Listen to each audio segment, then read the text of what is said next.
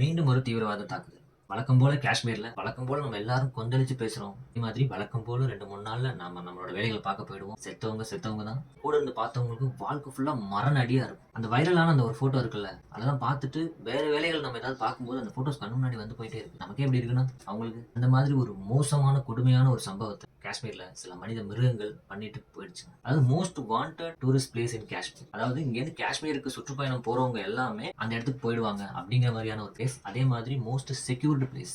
அதாவது அந்த இடத்துக்கு போகணும்னாலே பல கட்ட பாதுகாப்பா கடந்து போகணுங்கிற மாதிரியான பிளேஸ். ஆற அமர அந்த காட்டுக்குள்ள இருந்து வந்து சில பேர்கிட்ட பேசி கொண்டுட்டு போயிருக்காங்க.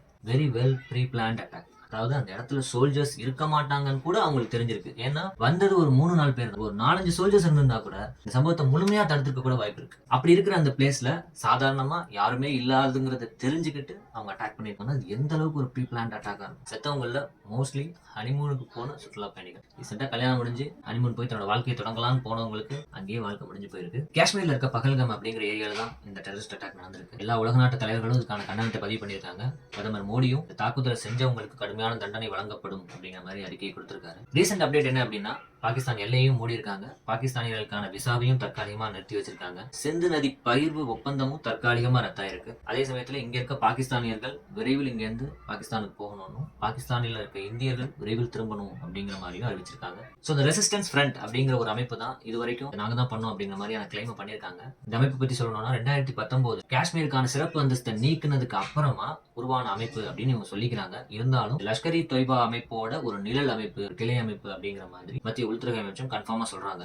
இதுக்கு முன்னாடி காஷ்மீர்ல உள்ள ஒரு இந்து கோயில்களுக்கு பக்தர்கள் சென்ற ஒரு வாகனத்துல தாக்குதல் நடத்தி பல பேரை கொண்ட சம்பவத்துல இவங்களுக்கும் தொடர்பு இருக்கு அப்படின்னு இன்னைக்கு வரைக்கும் அந்த குற்றச்சாட்டு இருக்கு. சோ இதெல்லாம் எதுக்காக பண்றாங்க அப்படின்னா, காஷ்மீருக்கான சிறப்பு அந்தஸ்து இருந்த வரைக்கும் மற்ற மாநிலங்கள்ல இருந்து போய் ஒருத்தவங்க அவங்க ஒரு லேண்ட் வாங்க வீடு வாங்க முடியாது அப்படிங்கிற மாதிரியான சூழ்நிலை இருந்தப்ப இந்த சிறப்பு அந்தஸ்து நீக்கி காஷ்மீரும் இந்தியாவில் ஒரு மாநிலம் தான் அறிவிச்சதுக்கு அப்புறமா இந்த மாதிரி வெளி மாநிலக்காரர்கள் அங்க வந்து குடியேறக்கூடும் அப்படிங்கிறதுக்காக இந்த அமைப்பு தொடங்கப்பட்டதாகவும், இந்த அமைப்பு இதன் மூலமாக இங்க யாராவது வந்தீங்க அப்படின்னா அவங்க மேல தாக்குதல் நடத்தி காஷ்மீரை ஒரு வன்முறை களமாவே வச்சிருப்போம் அப்படிங்கிறது தான் அந்த அமைப்போட நோக்கமா இருக்குது. அது மட்டும் இல்லாம காஷ்மீருக்கு வர சுற்றுலா பயணிகள் மேல தாக்குதல் நடத்தினோம்னா காஷ்மீர் ஒரு பாதுகாப்பற்ற ஒரு மாநிலமாவே இருக்கும் அப்படிங்கிறது தான் அவங்களோட இதுவா இருக்கு. ஒரு ராணுவ வீரர் மேல தாக்குதல் நடத்தினா அவங்க கையிலயும் ஆயுதம் இருக்கும், அவங்க திருப்பி அப்போஸ் பண்ணலாம். ஆனா ஒண்ணுமே இல்லாம நிராயுதபாணியா இருக்கிற ஒரு சிவிலியனையோ ஒரு சுற்றுலா பயணியோ தாக்கி என்னத்தடா போறீங்க. சோ என்ன பொறுத்த வரைக்கும் இதெல்லாம் நடந்ததுக்கு அப்புறம் இதுக்கான பதிலடி கொடுக்குறோம், சர்ஜிக்கல் ஸ்ட்ரைக் நடத்துறோம் செய்யறதுக்கு பதில் சம்பவங்கள் நடக்காம பாத்துக்கிறதுக்காகத்தான் ரா இன்டெலிஜென்ஸ்னு ஒரு அமைப்பே இருக்கு. அந்த அமைப்பு இந்த மாதிரியான சம்பவங்களை முன்னாடியே கணிச்சு அந்த இடத்துக்கு பாதுகாப்பு வழங்குறது தான் அவங்களோட வேலை. அதை மீறி இப்படி நடக்குது அப்படின்னா இன்டெலிஜென்ஸ் அமைப்புலயோ இல்ல உள்துறை அமைப்புலயோ சரி ஏதோ பாதுகாப்பு குறைபாடுகள் இருக்கு அப்படிங்கிறது தான். இன்னைக்கு ரிபப்ளிக் டே நடந்த ஒரு டிவி டிபேட்ல ஒரு ஆபீசர் கொந்தளிச்சு பேசுறாரு. என்ன அப்படின்னா, 1,80,000 பேரை காஸ்ட் கட்டிங் அப்படிங்கிற பேர்ல வீட்டுக்கு அனுப்பிட்டோம். அது மட்டும் இல்லாம கோவிட்க்கு அப்புறம் ரெக்ரூட்மெண்டே நடக்கல. During COVID, this army for 3 years there was no recruitment.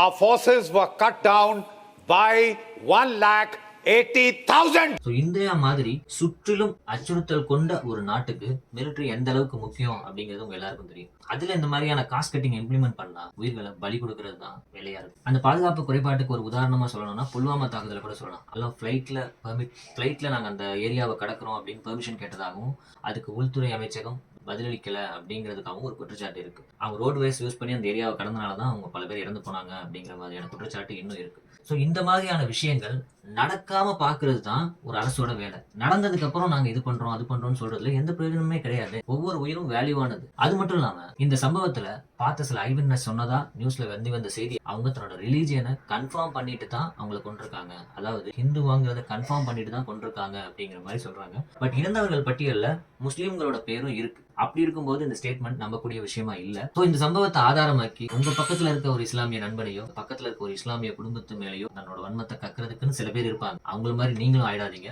India secular கண்ட்ரியாவே இருக்கிறது தான் நம்ம நல்லது. ஏன்னா அந்த இஸ்லாமிய நண்பர்களும் இந்த தாக்குதலுக்கு எதிராக தான் இருக்காங்க. உங்களோட கருத்துக்கள் என்ன அப்படிங்கறதையும் கமெண்ட் செக்ஷன்ல சொல்லுங்க. அடுத்த வீடியோல சந்திக்கலாம். Until then, I'm your Ashok with Ashok Debates.